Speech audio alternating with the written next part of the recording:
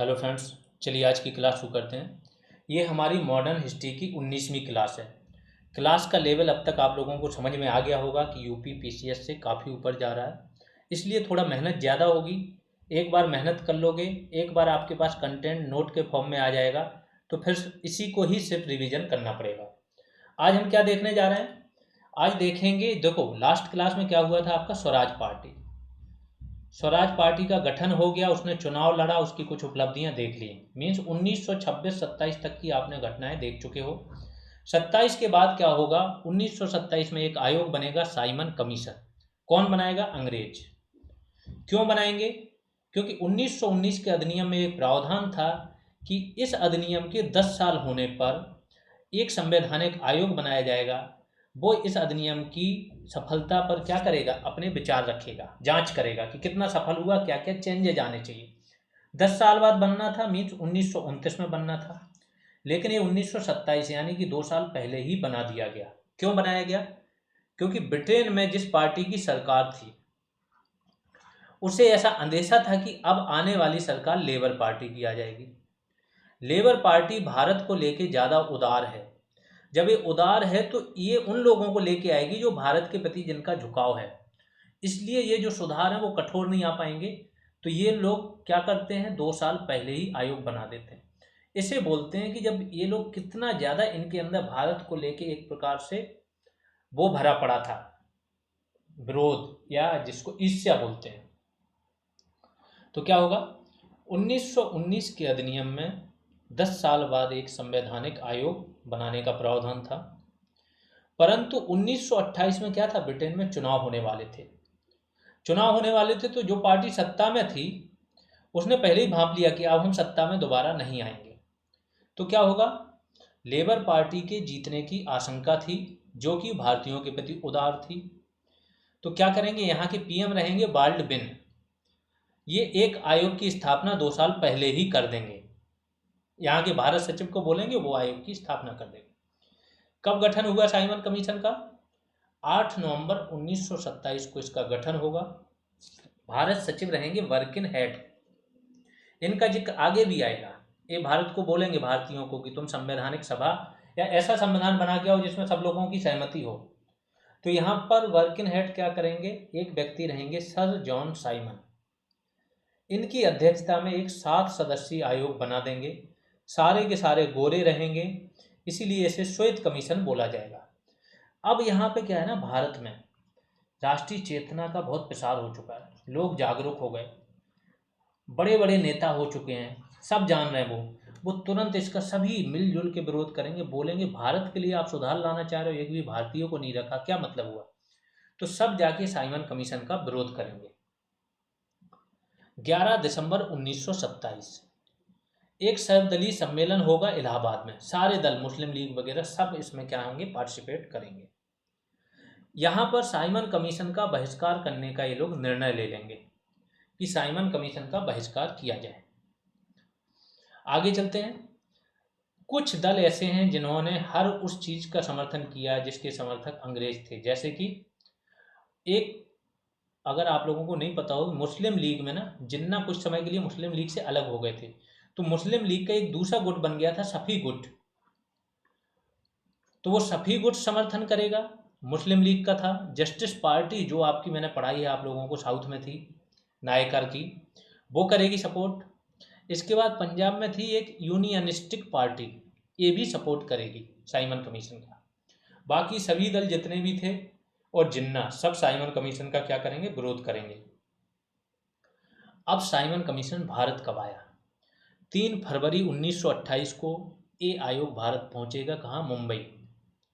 इसको काले झंडे दिखाए जाएंगे, साइमन गो बैक का नारा लगाया जाएगा। और ये नारा कौन देंगे? यूसुफ मेहर अली ये नारा देंगे।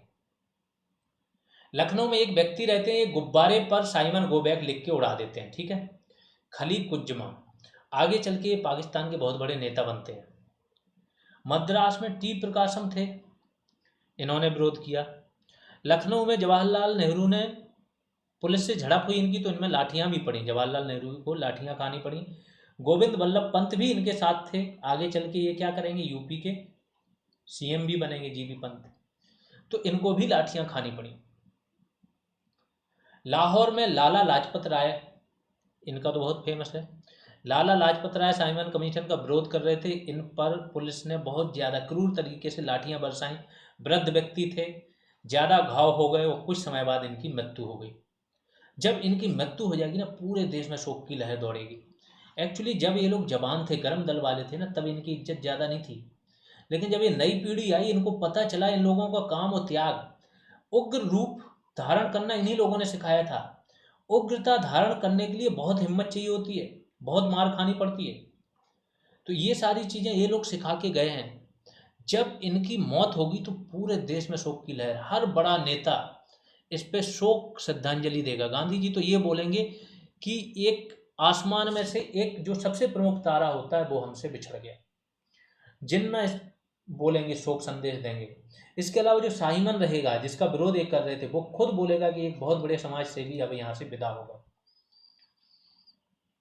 लाला जी ने मृत्यु से पहले कहा था, क्या बोला कि मेरे ऊपर जो लाठी के प्रहार किए गए, वही सारे प्रहार क्या है, एक दिन ब्रिटिश साम्राज्य के ताबूत में आखिरी कील साबित होंगे। ये लाला लाजपत राय बोल के चले गए थे।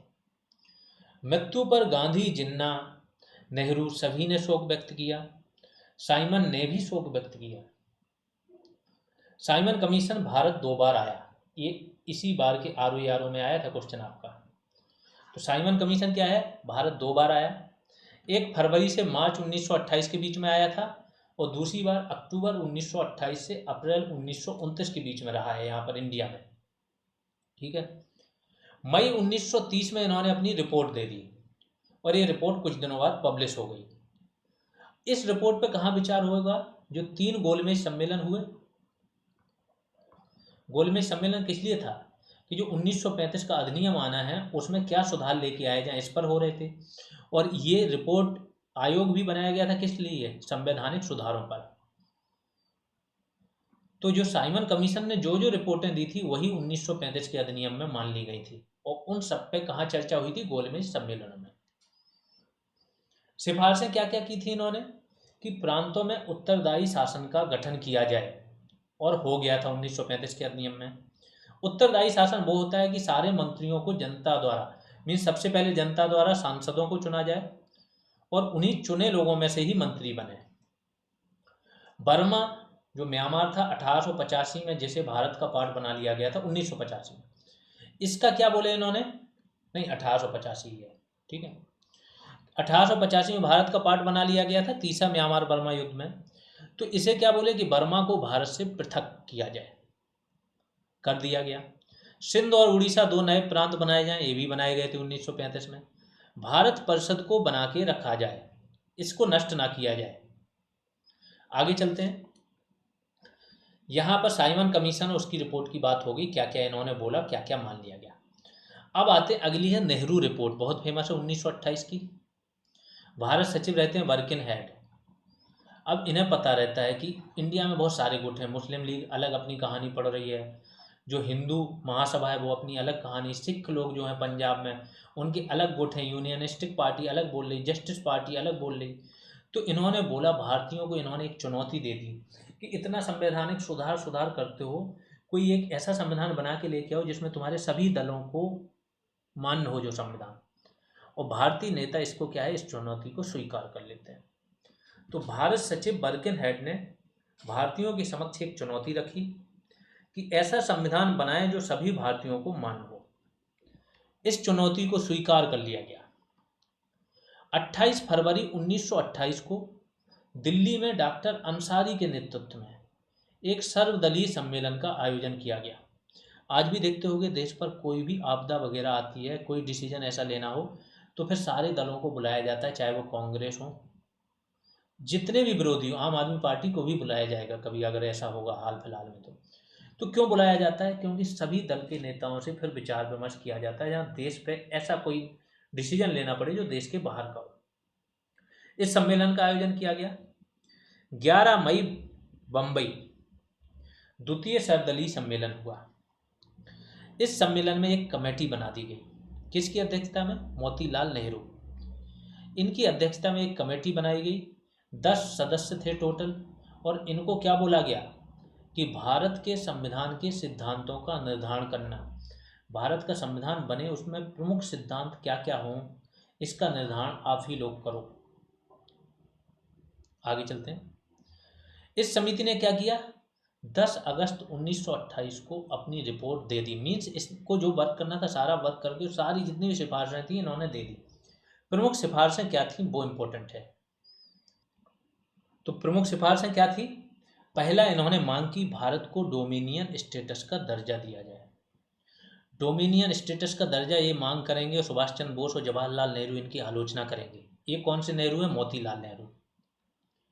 तो बड़े नेहरू की आलोचना करेंगे छोटे नेहरू। पृथक निर्वाचन समाप्त कर संयुक्त निर्वाचन रखा जाए इन्होंने बोला है, और जहां जहां मुस्लिमों की जनसंख्या कम है, जहां वो अल्पसंख्यक हैं, वहां उनको जनसंख्या के आधार पर क्या आरक्षण दे दिया जाए, ऐसा इन्होंने बोला। अगली मांग क्या की, भाषाई आधार पर प्रांतों का गठन किया जाए। तो जो 1928 की नेहरू रिपोर्ट है इसमें भी मांग की गई थी कि भाषा के आधार पर प्रांतों का गठन करो। वो बात अलग है कि 1947 में देश स्वतंत्र होने के बाद 49 से मांग धर कमीशन बना। इसने बोला कि भाषाई आधार पर राज्यों का गठन करना खतरनाक हो सकता है। 48 में 1949 में जेबीपी कमेटी बनी, जवाहरलाल नेहरू, वल्लभ भाई पटेल और पट्टाभी सीतारमैया कांग्रेस के अंदर बनी, इन्होंने भी मना कर दिया। फिर आपका फजल अली कमीशन 53 में बना, तब जाके 56 में इन्होंने माना कि भाषा एक आपका क्या पॉइंट हो सकता है जिसपे आप राज्यों का गठन करो, लेकिन केवल भाषा के आधार पर नहीं। और यहाँ पर कांग्रेस खुद मांग कर रही थी। 19 मौलिक अधिकारों की इन्होंने मांग की कि 19 मौलिक अधिकार दिए जाएं, जैसे अभिव्यक्ति की स्वतंत्रता, वयस्क मताधिकार, प्रेस की स्वतंत्रता, जो अल्पसंख्यक हैं उनके अधिकार, इन सब की इन्होंने मांग की। और इनमें से 10 जो थे ना मौलिक अधिकार डायरेक्ट आपके संविधान में शामिल किए गए थे जब संविधान बना था भारत का। केंद्र और राज्यों में उत्तरदायी शासन की स्थापना की जाए, इन्होंने मांग ली। तो इनकी एक मांग तो मान ली जाएगी, राज्यों में केंद्र में उत्तरदायी शासन अभी दूर की बात थी। ठीक है, आगे चलते हैं। इन्होंने बोला केंद्र और प्रांतों में संघीय आधार पर शक्तियों का विभाजन हो। केंद्र की अलग शक्तियां रहें, प्रांतों की अलग रहें, लेकिन अवशिष्ट शक्तियां किसके पास रहें, केंद्र के पास। जिन्ना मांग उल्टी करेंगे, जिन्ना बोलेंगे अवशिष्ट शक्तियां राज्यों को दे दो, जिससे कि जो मुस्लिम बहुल राज्य हैं वो बाद में जाके केंद्र से अलग हो जाएं, केंद्र के कंट्रोल में ना रहे। मुस्लिमों के धार्मिक सांस्कृतिक हितों का संरक्षण की बात की इन्होंने। ये सारी इनकी प्रमुख मांगें थी। और भी बहुत सारी मांग की थी, वो तो संविधान एक प्रकार से इन्होंने संविधान मांग लिया था पूरा, लेकिन जो प्रमुख है वो मैंने आपको बता दी। सुभाष चंद्र बोस और जवाहरलाल नेहरू डोमिनियन स्टेटस के मुद्दे पर इस रिपोर्ट का क्या विरोध करेंगे कि डोमिनियन स्टेटस अब पुरानी बात होगी, अब हमें सिर्फ और सिर्फ पूर्ण स्वराज चाहिए बोलेंगे। और 1928 में ये लोग क्या करेंगे, कांग्रेस के अंदर ही एक भारत स्वतंत्रता लीग या भारतीय स्वतंत्रता लीग, इंडियन इंडिपेंडेंस लीग, इसकी स्थापना कर देंगे स्वराज के लिए। और इसके अध्यक्ष किसे बनाएंगे, श्रीनिवास अयंगर को। सचिव ये दोनों लोग रहेंगे इसके। आगे चलते हैं। नेहरू रिपोर्ट को अंतिम रूप से कांग्रेस स्वीकार कर लेगी। एक्चुअली इन लोगों में बहुत सारे मतभेद होंगे, लेकिन गांधी जी सभी के मतभेद दूर कर देंगे, बोलेंगे कम से कम एक स्टेप आगे तो बढ़ो। तो नेहरू रिपोर्ट को कांग्रेस स्वीकार कर लेगी कलकत्ता अधिवेशन 1928 में। आगे चलते हैं। मुस्लिम लीग का दिल्ली प्रस्ताव। इसी रिपोर्ट पर मुस्लिम लीग यानी कि जिन्ना अपने कुछ मांगे मनाएंगे और एक दिल्ली प्रस्ताव से बोला जाता है। जिन्ना की क्या क्या मांगे थी, 4 मांगे थी कि पृथक निर्वाचन की जगह संयुक्त निर्वाचन रख सकते हो, कोई बात नहीं, लेकिन मुस्लिमों को आरक्षण दिया जाए। प्रांतों में मुस्लिमों को आरक्षण दिया जाए, जो मुस्लिम बहुल प्रांत थे जैसे कि बंगाल, पंजाब, यहाँ पर जनता जितनी जनसंख्या उसके आधार पर आरक्षण दिया जाए। केंद्रीय विधायिका में बोल देंगे कि आप 1/3 आरक्षण दो केवल मुस्लिमों को। तो केंद्रीय विधानमंडल में मुस्लिमों हेतु 1/3 सीटों का आरक्षण मांग रहे हैं। पंजाब और बंगाल में बोल रहे हैं कि जनसंख्या के अनुपात में आरक्षण। पंजाब कहाँ है, पंजाब से ही तो पाकिस्तान बना, तो यहाँ पे भी मुस्लिमों की संख्या ज़्यादा थी। बंगाल में बांग्लादेश वगैरह है, तो यहाँ पर भी मुस्लिमों की संख्या क्या थी, ज़्यादा थी। तो यहाँ पे ये बोलेंगे कि यहाँ पे जनसंख्या के अनुपात में आरक्षण दो। सिंध, बलूचिस्तान और उत्तर पश्चिमी सीमांत प्रांत, ये 3 मुस्लिम बहुल प्रांतों का गठन किया जाए, ऐसी मांग करेंगे। तो जिन्ना की मांगों में ना जो कुछ बोलेंगे बाद में आके कि अवशिष्ट शक्तियां राज्यों के पास रहने दो, तो फाइनली जिन्ना की मांगों को कांग्रेस अस्वीकार कर देती है। अब जिन्ना की मांग कांग्रेस के पास क्यों पहुंची? तो ध्यान रखो ये क्या हो रहा है कि इन्होंने सभी दलों को बोला कि एक ऐसा संविधान बनाओ जिसमें सबकी सहमति हो। तो जिन्ना ने ये चीज़ बोल दी कि हमारे ये प्रावधान अपने उसी संविधान में शामिल कर लो। अब कांग्रेस जब शामिल करेगी तब माना जाएगा ना कि सबकी सहमति है। जिन्ना ने नेहरू रिपोर्ट में 3 संशोधनों की मांग की कि ये नेहरू रिपोर्ट से ये अच्छी बात है, इसमें आप 3 संशोधन कर दो। उनमें से एक यही था कि अवशिष्ट शक्तियां प्रांतों को दे दी जाएं। बाकी वही था कि 1/3 आरक्षण केंद्रीय विधान परिषद में और मुस्लिमों को जनसंख्या के आधार पर। कांग्रेस ने इनकी सभी मांगें ठुकरा दी। जब कांग्रेस मांगें ठुकरा देंगी तो जिन्ना आप कांग्रेस के पास से हटके कहाँ चले जाएंगे, फिर से मोहम्मद शफी वाला जो गुट था ना मुस्लिम लीग का, उसमें शामिल हो जाएंगे। आगा खां भी रहते हैं, ये लोग तो इंतजार ही कर रहे होते हैं। इन लोग का पूरा एजेंडा ही रहता है कांग्रेस के खिलाफ। तो ये बोलते हैं और जिन्ना जब शामिल हो जाएंगे तो इन पूरा ये प्रस्ताव पारित करेंगे कि कांग्रेस का अब किसी भी मामले में क्या है समर्थन नहीं किया जाएगा। यहां से आके अब जिन्ना आक्रामक होना शुरू हो जाएंगे। अब पाकिस्तान की मांग शुरू हो जाएगी। 1933 में पहली बार एक व्यक्ति पाकिस्तान नाम का जिक्र करेगा और 1940 के लाहौर अधिवेशन में पाकिस्तान प्रस्ताव पारित हो जाएगा। 1929 में जिन्ना ने 14 सूत्री मांगे रख दी। अभी केवल 3 मांग थी, अब जिन्ना क्या करेंगे 14 सूत्री मांगे रखेंगे। बोलेंगे अवशिष्ट शक्तियां प्रांतों को। अभी जिन्ना संयुक्त निर्वाचन के लिए मान गए थे, अब बोलेंगे नहीं पृथक निर्वाचन दो। केंद्रीय विधानमंडल में 1/3 आरक्षण दो। सिंध को नया प्रांत बनाओ मुंबई से निकाल के, क्योंकि मुंबई गुजरात थे एक साथ और फिर गुजरात से ही जुड़ा हुआ सिंध था। गांधी जी ने इसी टाइम पे जिन्ना को कायदे आजम बोला था। महान नेता कायदे आजम मतलब। ये पेड बैच की जानकारी है जूनियर असिस्टेंट की। अगर आप ज्वाइन करना चाहते हो तो आपको सारी पीडीएफ मिल जाएगी, टॉपिक वाइज टेस्ट मिल जाएंगे, सब्जेक्ट वाइज टेस्ट मिल जाएंगे और फाइनली फुल टेस्ट मिल जाएंगे। टाइम टू टाइम पे टास्क दिए जाते हैं जिसको आप कर सकते हो। वैल्यू एडिशन क्लासेज मिल जाएंगी। रेगुलर ग्रुप कॉल होती रहती है तो आप लोगों के डाउट क्लियर होते रहते हैं। फीस 299 है। इस नंबर पे पे कर सकते हो, नेम ये देख लेना। इसके बाद स्क्रीनशॉट या तो टेलीग्राम पर या व्हाट्सएप पर भेज देना। अगर कोई क्वेरी है तो इस नंबर पर कांटेक्ट कर सकते हो। आगे चलते हैं। 2 नवंबर 1929 देश के सभी प्रमुख नेताओं का दिल्ली में एक सम्मेलन बुलाया जाएगा। इस सम्मेलन में एक घोषणा पत्र जारी किया जाएगा जिसे बोला जाता है दिल्ली घोषणा पत्र। इसमें मांग कर दी जाएगी कि हाँ ये हमने मांग की है। वायसराय रहेगा इरविन, ये सारी मांगों को अस्वीकार कर देगा। बहुत ही खतरनाक रहता है। इसी के कहने पर ही जो साइमन कमीशन है उसमें किसी भारतीय को शामिल नहीं किया जाता है। तो विरोधी आदमी है। तो कांग्रेस का लाहौर अधिवेशन होता है 1929 में। 31 दिसंबर 1929 को यह अधिवेशन होगा। अध्यक्ष रहेंगे जवाहरलाल नेहरू। यहाँ पर सबसे बड़ी बात होगी कि पूर्ण स्वराज के साथ साथ सविनय अवज्ञा प्रारंभ करने की तैयारी का संकल्प लिया गया। ये बोला गया कि अब पूर्ण स्वराज से कम कुछ भी मंजूर नहीं है और इस पूर्ण स्वराज को प्राप्त करने के लिए हम सविनय अवज्ञा शुरू करेंगे। 31 दिसंबर 1929 की अर्धरात्रि को 12 बजे रावी नदी के तट पर जवाहरलाल नेहरू क्या करेंगे, तिरंगा फहरा देंगे। इसके बाद एक कांग्रेस वर्किंग कमेटी की बैठक होगी। वो बोलेंगे 26 जनवरी को हम अपना स्वतंत्रता दिवस मनाएंगे। मीन्स 26 जनवरी 1930 को पहला मनाया जाएगा, उसके बाद हर साल 26 जनवरी को हम मनाएंगे। यहाँ पर चूंकि नेहरू अध्यक्ष थे तो नेहरू ने अपने अध्यक्षीय भाषण में क्या बोला कि मैं समाजवादी और गणतंत्रवादी हूँ। तो नेहरू हमेशा अपने आप को समाजवादी बोलते थे। समाजवादी का मतलब ही हुआ वो व्यक्ति जो दबे कुचलों की बात करे, किसानों की, मजदूरों की बात करे। वो बात अलग है कि नेहरू कभी भी किसी समाजवादी पार्टी के सदस्य नहीं बने। जो देश में थी ना मार्क्सवादी पार्टी, सीपीआई, सीपीआईएम, सदस्य किसी के नहीं बने, लेकिन अंदर से समाजवादी थे। 26 जनवरी 1930 को पूर्ण स्वराज दिवस के रूप में मनाया गया और ऐसा प्रण लिया गया कि प्रत्येक वर्ष 26 जनवरी को ये मनाया जाएगा। इस अधिवेशन में कांग्रेस कार्यकारिणी को सविनय अवज्ञा शुरू करने का भी अधिकार दे दिया गया। जो कांग्रेस वर्किंग कमेटी है उसे बोला गया कि अब आप ही डिसाइड कर लेना कि कब से सविनय अवज्ञा शुरू करना है। आगे आते हैं। इसके बाद गांधी जी क्या करेंगे? गांधी जी तो एक बहाना खोजते थे। गांधी जी हमेशा इस ताक में रहेंगे कि वो कोई ना कोई किसी चीज को मुद्दा बनाए फिर अंग्रेजों को झुकाए।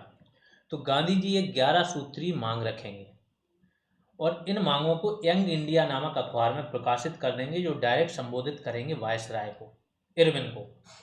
उसके समक्ष 11 मांगे रखेंगे कि या तो ये मांगे मान लो, इतना समय देते हैं, ये अगर मांगे नहीं मानी आपने तो हम क्या करेंगे, सविनय अवज्ञा शुरू कर देंगे।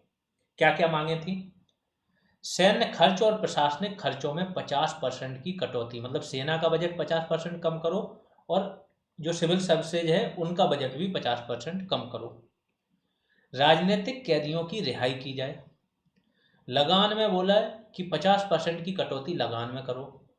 शराबबंदी पूरी तरीके से पूरे देश में शराबबंदी हो।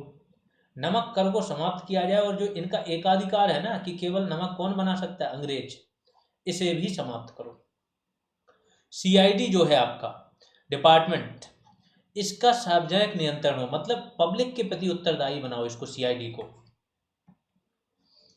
इन मांगों को पूरा करने के लिए गांधी जी ने कब तक का समय दिया? 31 जनवरी 1930 तक का समय दिया। इरविन ने क्या किया? गांधी जी की मांगों को अस्वीकार कर दिया। जब गांधी जी की मांगों को अस्वीकार कर देगा तो गांधी जी इस पे क्या बोलेंगे कि मैंने रोटी मांगी थी लेकिन मुझे पत्थर मिला, इसीलिए अब इंतजार की घड़ियां समाप्त होती हैं, ये गांधी जी का कहना था। तो कभी कभी डायरेक्ट एक कथन पूछ लेते हैं कि क्या कथन है, किसका है, कब है।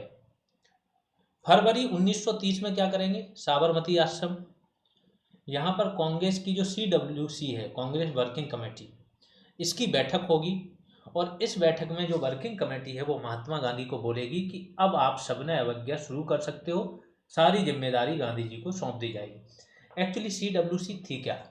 अध्यक्ष तो गांधी जी 1924 में बेलगांव में एक ही बार बने, लेकिन 1924 के बाद एक रणनीति बन गई थी, स्ट्रेटजी थी कांग्रेस की कि अध्यक्ष कोई भी रहे, वो जो सीट कांग्रेस वर्किंग कमेटी का चयन कौन अध्यक्ष करेंगे तो वो गांधी जी से सलाह करके ही करते थे और उसमें अधिकतर बंदे गांधी जी द्वारा ही जो सुझाव दिया जाता था वो रखे जाते थे। जब 1939 की त्रिपुरी कांग्रेस में गांधी जी के कैंडिडेट को सुभाष चंद्र बोस हरा देते हैं, फिर सुभाष बाबू जाते हैं गांधी जी से कि बताइए वर्किंग कमेटी में किसे किसे रखा जाए। गांधी जी सुझाव देने से मना कर देते हैं। गांधी जी बोलते हैं कि मेरे कैंडिडेट की हार मतलब मेरी पराजय, तो मेरे को कोई हक नहीं बनता, मैं सुझाव दूं। फिर जो प्रदेश की कांग्रेस कमेटियां उनमें भी थोड़ा विरोध होता है तो सुभाष चंद्र बोस फिर इस्तीफा दे देते हैं। तो वर्किंग कमेटी केवल नाम की है, मैन चलनी गांधी जी की है, गांधी जी जो बोलते थे वही काम होता था, अध्यक्ष रहे या ना रहे।